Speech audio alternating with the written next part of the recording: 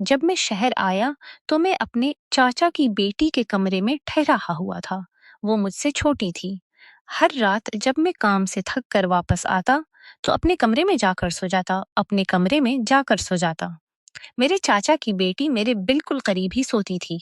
एक रात में थोड़ी देर से घर पहुंचा और आते ही कमरे में जाकर माथा टीक दिया। कुछ देर बाद वो आ गई। उसने मेरे बालों में हाथ फेरा और मेरे पैरों के पास बैठ गई। फिर अचानक उसने कुछ ऐसा किया कि मेरी थकावट दौर होने लगी। फिर वो बोली, जब तक तुम्हारी थकावट बिल्कुल दौर नहीं हो जाती, तुम्हें आराम नहीं मिलेगा। मेरा नाम सच्चन है। मैं जिस लड़की के कमरे में रुका था, मुझे लगता था कि वो छोटी है, लेकिन वो बिल्कुल भी छोटी नहीं थी। वो इतनी समझदार थी कि 16-17 साल के लड़के का भी ख्याल रख सकती थी। दरअसल मैं काम की वजह से शहर आया था और अपने चाचा के घर में रहने लगा था। मेरी माँ मुझे कनवारे लड़कों के दरमियान रहने नहीं देना चाहती थी। उन्होंने उन्होंने कहा था कि शहर में तुम्हारे चाचा का घर है, तुम वहीं रहो। मुझे शहर में अच्छी तनख्वाह वाली नौकरी मिल गई थी। जब मैं चाचा के घर पहुंचा तो उनका घर देखकर हैरान रह गया। चाचा के घर का दरवाजा इतना छोटा था कि मेरा बैग और मैं एक साथ अंदर नहीं जा सकते थे। घर में किचन के अलावा सिर्फ एक बेडरूम और एक छोटा सा हॉल था। हम गांव में बड़े घर में रहते थे, लेकिन अब शहर में काम की वजह से चाचा के यहाँ रहना पड़ रहा था। चाचा के घर में चाचा, चाची और उनकी एक बेटी थी। चाचा गांव में सबसे कहते थे कि शहर में उनका बहुत बड़ा घर है, लेकिन हकीकत में वो बहुत छोटा घर था। चाचा की बेटी अब 18 साल की हो गई थी। इसका नाम अंजलि था। मुझे पता नहीं था कि 18 साल कि अंजलि इतनी समझदार होगी। जब अंजलि मेरे लिए पानी का गिलास लेकर आई तो मैं उसे देखता ही रह गया। जब अंजलि 6 साल की थी तब मैं उससे मिला था और अब वो 18 साल की हो चुकी थी और अब वो 18 साल की हो चुकी थी। अब वो और भी खूबसूरत लग रही थी। मैंने की पिया। इसके बाद चाची मेरे लिए नाश्ता बनाने लगे। चाचा भी मुझसे मिलकर खुश हुए। माँ ने पहले ही उन्हें बता दिया था कि सचिन शहर में तुम्हारे घर रहेगा। मैं चाचा को उनके घर रहने के लिए महाना 5,000 रुपए देने वाला था। इसलिए चाची और चाचा को मेरे रहने में कोई मसला नहीं था। अगर मैं मुफ्त रहता तो चाची मुझे 2 दिन से ज्यादा नहीं रखते। मेरी तनख्वाह अच्छी थी, लेकिन माँ कहती थी कि कनवारे लड़कों के दरमियान रहकर बिगड़ जाएगा। इसलिए मैं उनके कहने पर चाचा के घर रुका। जब अंजलि और मैं मिले तो वो मेरी तरफ देख रही थी। चाचा के घर में अंजलि का एक अलग कमरा था। चाचा और चाची हॉल में सोते थे। मैंने चाचा से कहा कि मुझे अलग कमरा चाहिए, क्योंकि कभी-कभी मैं रात देर तक काम करता हूँ। चाचा ने कहा, तुम अंजलि के कमरे को अपना कमरा समझो, तुम उसके साथ ही रहोगे। अंजलि 2 दिनों के लिए बाहर एडजस्ट कर गई और मैं 2 दिन तक अंजलि के कमरे में सोया। अगले दिन अंजलि वापस अपने कमरे में आ गई। उसने कहा, मुझे हाल में नींद नहीं आती। उसके बाद से वो बेडरूम में मेरे बिल्कुल पास सोने लगी। अंजलि देखने में बहुत खूबसूरत थी और अब उसकी उम्र भी बढ़ रही थी। हम्म, एक रात नींद में मैंने गलती से अंजलि के जिस्म को छू लिया। जैसे ही मुझे एहसास हुआ, मैंने फौरन हाथ हटा लिया। लेकिन कुछ मिनटों बाद मुझे अंजलि का हाथ अपनी छाती पर महसूस हुआ। मुझे लगा कि उसने गलती से छू लिया है, लेकिन शायद मैं गलत था। क्योंकि अगले दिन भी मैंने देखा कि अंजलि मेरे बहुत करीब आ रही थी। मुझे चाचा के घर आए 15 दिन हो चुके थे। फिर एक रात मैंने अंजलि को मोबाइल पर कुछ देखते देखा। मैं उसके मोबाइल में झांकने लगा तो उसने फौरन मोबाइल बंद कर दिया। मैंने उससे मोबाइल मांगा तो वो देने से इनकार कर गई। मैं चुपचाप करोट बदल कर एक तरफ एक सोने के सोने का नाटक करने लगा। थोड़ी देर बाद मैंने देखा कि वो सो रही थी। मैंने उसका मोबाइल लेने के लिए हाथ बढ़ाया जो उसके सर के पास था। तभी वो करवट बदलकर सीधी हो गई और मैं उसे पकड़ लिया। मेरी नज़र इसके चेहरे पर पड़ी, वो मुस्कुरा रही थी। मैं समझ गया कि वो सोई नहीं बल्कि जागी हुई थी। मैंने जल्दी से इसे पलटकर मोबाइल ले लिया। वो हंसने लगी। मैं मोबाइल खोलने लगा, लेकिन इस पर लॉक लगा हुआ था। इसीलिए वो हंस रही थी। मैं बगैर कुछ कहे सो गया। कुछ दिन बाद अगले महीने की 3 तारीख को मेरी तनख्वाह आ गई। मैंने चाचा के घर को अपना घर समझकर बहुत सी चीजें खरीदें। अंजलि के लिए एक नायरा सूट, चाचा के लिए फॉर्मल यूनिफॉर्म, चाची के लिए साड़ी और खाने का सामान। चाची बहुत खुश हुई। अंजलि अब मुझसे हिनकर बातें करती थी। एक रात जब मैं पानी पीने के लिए उठा तो अंजलि अपने पास नहीं थी। कमरे का दरवाजा खुला था। मैं बाहर गया तो रात के 1 बजे अंजलि हाल के पर्दे हटाकर अंदर झांक रही थी। मैं उसके पीछे खड़ा हो गया। जैसे ही मैं खड़ा हुआ, मेरी नजरें हॉल में गईं। मैंने अंजलि को एक तरफ खींच लिया और उसका हाथ पकड़कर बेडरूम में ले गया। मैंने कहा, अंजलि तुम ये क्या कर रही थी? वो तुम्हारे माँ बाप हैं। रात को उनके निजी वक्त में ताक झांक करना ठीक नहीं। मुझे गुस्सा आ गया। अंजलि ने माफी मांगी और कहा, भाई उसके बारे मैं किसी को मत बताना। मैं आज के बाद ऐसा नहीं करूंगी। मुझे लगा कि अंजलि की इतनी गलती नहीं थी। चाचा को एक बड़ा घर खरीद लेना चाहिए था, क्योंकि उनकी बेटी बड़ी हो रही थी। अगले दिन मैंने चाचा से कहा, चाचा अब आपको एक बड़ा घर खरीद लेना चाहिए। अंजलि बड़ी होती जा रही है, उसे अलग कमरा चाहिए और आपको भी। चाचा ने कहा, घर में हम 3 लोग हैं, बड़े घर की क्या जरूरत है? अब तुम चौथा शख्स हो, फिर भी कोई दिक्कत नहीं, तो बड़ा घर क्यों? मेरा चेहरा उतर गया। इसी वक्त मेरा फोन बजा। माँ का फोन था।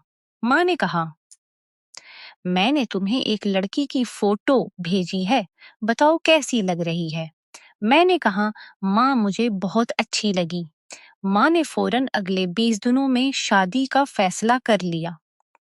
शादी के बाद कुछ दिनों की छुट्टियों के बाद मैं शहर वापस आने लगा। माँ ने कहा, अपनी बेवी को कुछ दिनों के लिए साथ ले जाओ। मैं तारा को साथ शहर ले आया। जब मैं तारा के चाचा के घर पहुंचा तो अंजलि का कमरा अब मेरा हो गया था। अंजलि रात में माँ बाप के साथ हाल में सोती थी। तारा को शहर लाए 3 दिन हुए थे। एक रात जब मैं तारा की बाहों में सो रहा था, मैंने अंजलि को हमारे कमरे के दरवाजे से झांकते देखा। मैं फौरन उठकर बैठ गया। अंजलि फौरन हट गई। मैं सोचने लगा कि अगर तारा को शहर पसंद आ गया तो अगले महीने अलग कमरा तलाश कर लूंगा। लेकिन 5वें दिन ही तारा ने शहर को न कहीं रह सकूंगी। इसने कहा, मैं यहाँ ज्यादा देर, गांव की आदत है। यहाँ का पानी और हुआ मुझे पसंद नहीं। अचानक तारा की तबीयत खराब हो गई। वो गांव जाने की जिद करने लगी। मैंने इसे गांव भेज दिया। अब मैं अकेला चाचा के घर रहने लगा। मैं तारा से इतना खुश नहीं था जितना होना चाहिए था। शादी से पहले इसकी फोटो बहुत चमकदार थी और शादी में भी वो चमक रही थी। लेकिन मेकअप उतारने के बाद वो थोड़ी सांवली लग रही थी। मुझे गोरी बेबी चाहिए थी, लेकिन शादी हो चुकी थी और वो पुत्र थी। इसलिए मैंने इसके साथ जिंदगी बसर करने का फैसला किया। अब तारा गांव चली गई थी तो मुझे कोई मसला नहीं था। मैंने सोचा चाचा के घर रहना ही बेहतर है, क्योंकि अलग घर का किराया बहुत पड़ता।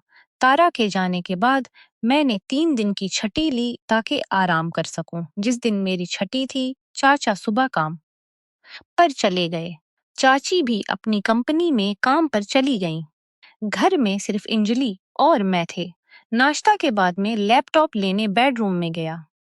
कमरे के दरवाजे पर हैंडल नहीं था, इसलिए दरवाजा हमेशा थोड़ा खुला रहता था। मैंने देखा कि अंजलि खुले दरवाजे की दरार से अपने कपड़े बदल रही थी। इसका गोरा प्यारा रूप देखकर मेरी आंखों में चमक आ गई। मैंने सोचा कहाँ मेरी सावली बेबी और कहाँ अंजलि, दोनों में कोई मेल नहीं।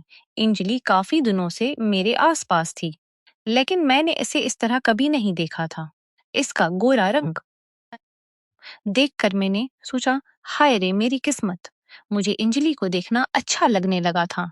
मेरे अंदर सनसनी मुझ गई, लेकिन मैं ज्यादा देर तक नहीं देख सकता था। ये ठीक नहीं लग रहा था। जब अंजलि तैयार होकर बाहर आई तो वो बेहद खूबसूरत लग रही थी। चाचा चाची मिडिल क्लास के थे, लेकिन अंजलि हाई क्लास लड़की की तरह रहती थी। उसका खूबसूरत रूप देखकर कोई भी कपड़ा उस पर अच्छा लगता था। उस रात अंजलि मेरे कमरे में सोने आई। उसने कहा, भाभी गांव चली गई हैं, अब मैं फिर से अपने रूम में आराम से सो सकूंगी। वो हॉल में सोना नहीं चाहती थी, इसलिए मैंने इसे पहले की तरह अपने पास सोने दिया। रात को कमरे में अंधेरा था।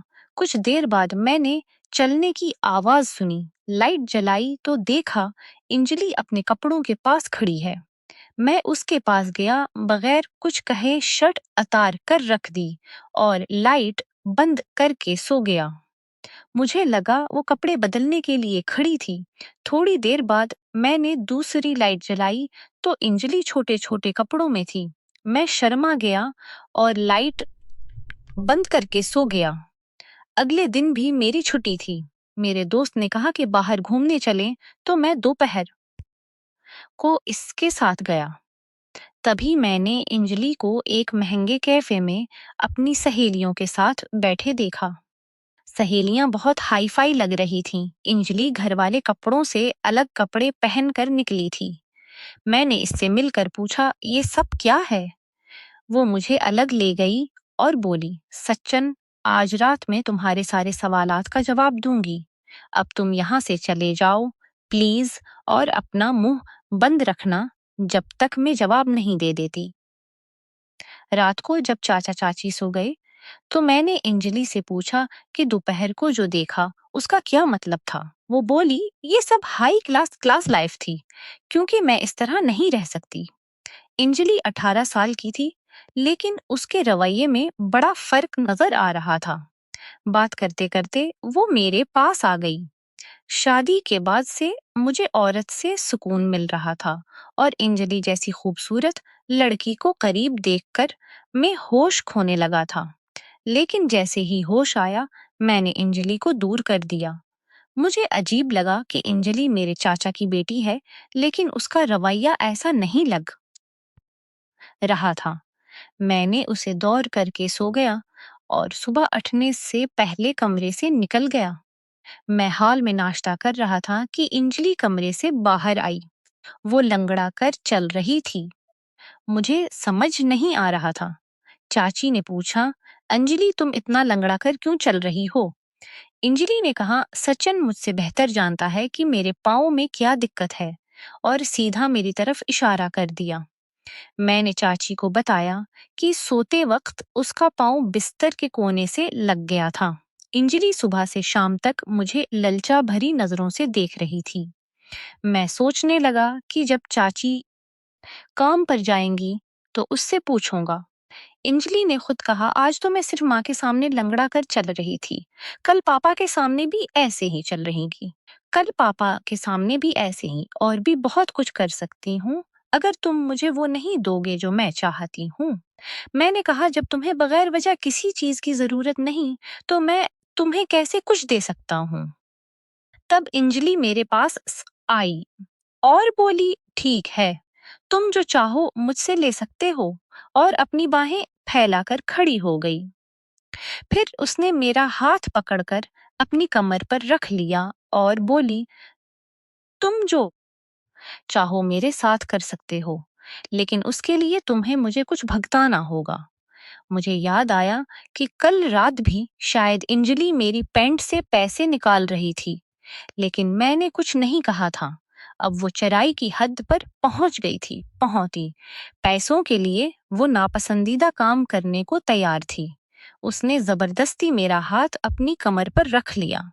मैंने कहा, ये सब गलत है, लेकिन वो ना सुनी और मुझे जोर से पकड़ लिया। मैं जैसे तीसे दौर हुआ तो उसने वापस खींच लिया। बोली, अब हमारे बीच कोई नहीं, तुम मुझसे जो चाहो ले सकते हो। अंजलि बात कर ही रही थी कि चाची दरवाजे पर आ गईं। चाची ने हमें देखा तो अंजलि मुझसे ज्यादा दूर नहीं थी। तो अंजलि मुझसे ज्यादा दूर नहीं थी। चाची ने अंजलि से पूछा। अंजलि बगैर डरे बोली, मैं क्या गलत कर रही हूँ? मैं भी अच्छी हाई क्लास जिंदगी जीना चाहती हूँ तो वही कर रही हूँ जो आप करती हैं। क्या आप अपने मैनेजर के साथ ऐसा कुछ नहीं करते और पैसे नहीं लेते? मैंने ये सब देख लिया है। अब मेरे पास घर में पैसा कमाने का रास्ता मिला है तो मैं उसके साथ ये सब करने के लिए तैयार हूँ। चाची अंजलि पर चलाएं, तुम बहुत बेवकूफ हो। तुम्हें बड़ों से बात करने की समझ नहीं है।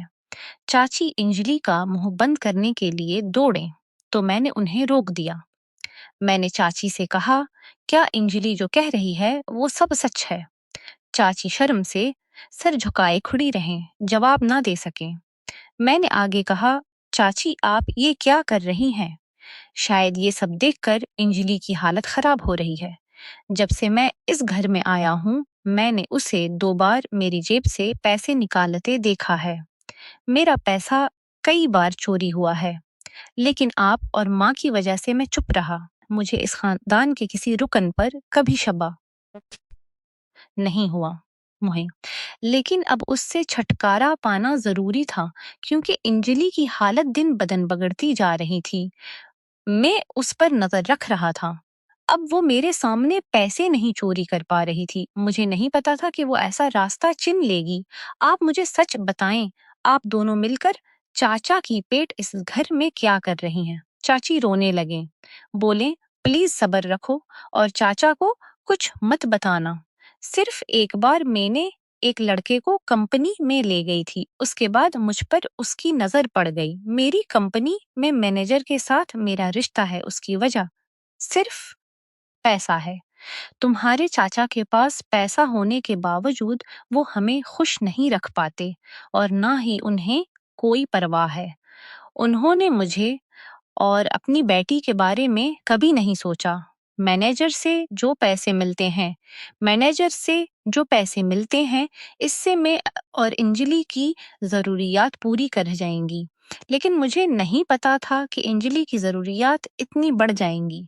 तुम्हारे चाचा का शहर में एक पैसे कमाते हैं जिसे वो किराया पर देकर पैसे कमाते हैं और हमें इस छोटे से घर में मजबूर करते हैं।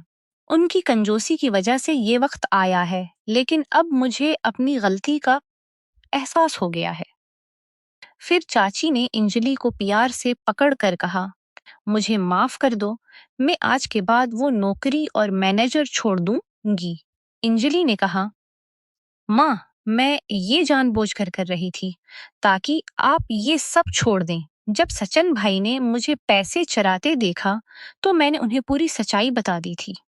आपने ये नहीं सोचा था कमाने के आप मैनेजर के साथ किया कर रही हैं और अगर मुझे पता चल जाए तो मैं क्या सोचूंगी। सचिन भाई का शुक्रिया है जिसने मेरी आंखें खोल दें। आज आपको और मुझे भी अपनी गलती का एहसास हुआ है। अंजलि और मैंने मिलकर चाची को समझाया। मैंने भी उन्हें समझाया और एक छोटी सी दुआ पढ़ने को कहा। आखिरकार चाची मान गईं और अंजलि को लेकर हमेशा के लिए मायके जाने लगे। तभी चाचा के दिल में एक रोशनी जागी और उन्होंने छोटा सा घर छोड़कर दूसरे बड़े घर में शिफ्ट होने का फैसला कर लिया। ये सुनकर चाची और अंजलि बहुत खुश हुईं और मुझे शुक्रिया अदा किया। इस दिन से चाचा ने अपनी कंजूसी बहुत कम कर दी। मुझे भी मेरी माँ ने सिखाया था कि जिंदगी में पैसा बचाना चाहिए, लेकिन पहले अपने खानदान वालों को खुश रखना चाहिए। अगर कोई अपनी बीवी और बच्चों को हर बात में मना करता रहे तो घर का शख्स गलत रास्ते पर जा सकता है। एक आदमी अपने और खानदान के लिए कमाता है। कंजूस होना एक हद तक अच्छा है, लेकिन इतनी कंजूसी न करो कि तुम्हारा खानदान गलत रास्ते पर चल पड़े। हमारी कंजूसी की वजह से कभी-कभी घर का कोई शख्स बदकिस्मती की तरफ जा सकता है। हमें इस बारे में भी सोचना चाहिए। पैसा बचाओ, लेकिन इतना नहीं कि जिंदगी जीना ही भूल जाओ।